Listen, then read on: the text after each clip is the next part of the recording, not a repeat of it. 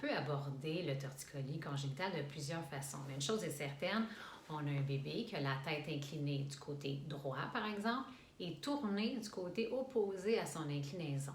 Et l'objectif est qu'il retrouve rapidement l'axe du corps pour qu'il puisse poursuivre son bon développement. Après plusieurs années de pratique et de formation en neurodéveloppement, j'en suis arrivée à comprendre qui orchestrait réellement cette mauvaise habitude de cou et de tête et comment tant d'enfants en étaient atteints.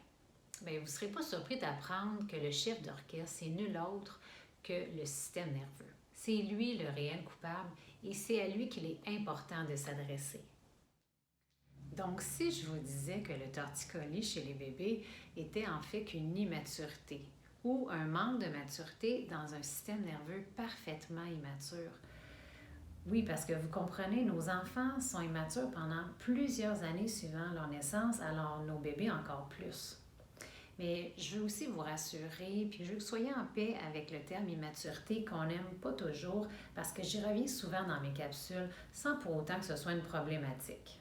Prenons l'image d'un cerveau et imaginons que c'est celui d'un nourrisson.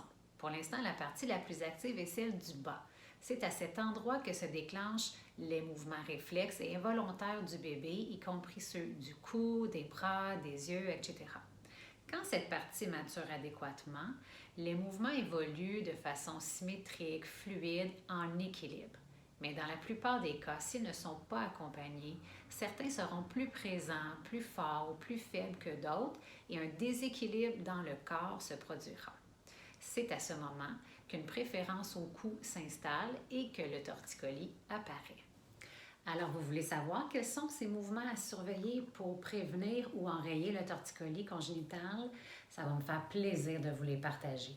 Maintenant, je vais faire que les décrire, mais des démonstrations suivront dans des prochaines capsules.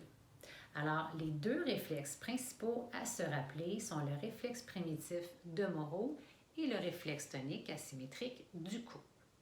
Le Moro est celui que vous reconnaîtrez, j'en suis certaine. Vous savez les nombreux sursauts que répète bébé dès sa naissance?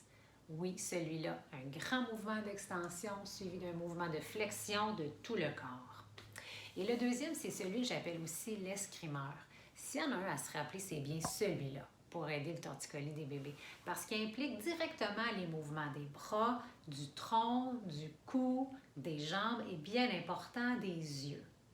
Puis le bébé a à le faire des deux côtés. Donc, vous imaginez, s'il répète toujours le même côté, c'est pas surprenant qu'une attitude asymétrique ou un torticolis s'installe. Donc, si tout ça vous parle et que vous êtes prêt à passer à l'autre étape, celle de la pratique, eh bien, on va le faire ensemble à l'aide de mes prochaines capsules.